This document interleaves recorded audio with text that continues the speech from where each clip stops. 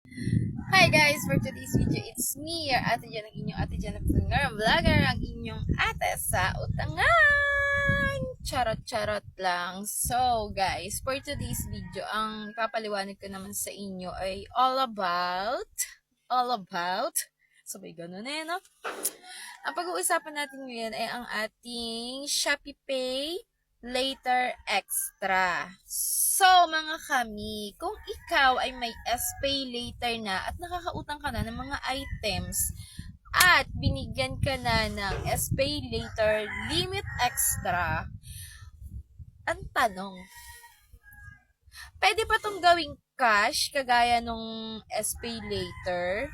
So, mga ka-idol, ang sagot ay hindi po. Hindi po sa ngayon. Hindi ko lang po alam sa banda-banda yan kung pwede mo rin siyang i-cash out kagaya ng SPay later. Hindi ko rin sigurado ngayon yon. Pero ngayon, ito yung update ko ngayon sa inyo mga mi. Hindi po pwedeng ilabas ang SPay later limit extra kasi nga po, ganito po yung gamitin. Pupunta ka po sa mga merchant near me. So, pupunta ka din sa mga sa mga lugar na kapartner ng SPay later. Kagaya dito sa nung una nakita ko to ay dyan sa Antipolo Robinson. Dyan. Meron silang kapartner doon na pwede kong gamitin itong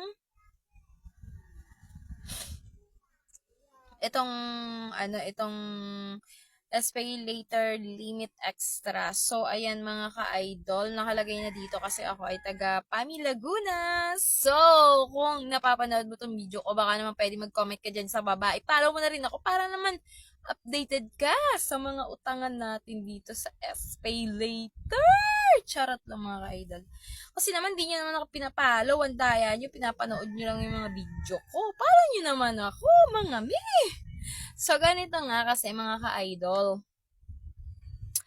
Pupunta ka sa sa partner nila na store. Tapos, kagaya dito sa akin, ito, meron ng malapit dito sa Pamilaguna ng itong Mobile Praise Town Center Mall sa Tanay. O ngayon, pupunta ako ngayon mga ka-idol dun sa Tanay. Dun sa partner nila na itong Mobile Craze Town Center Mall sa Tanay. Kapag naandun na ako, ipipili na ako ng cellphone na gusto kong bilhin sa kanila. At pagkatapos nun, kapag nakapili na ako, ay pupunta na ako sa kanilang cashier, tapos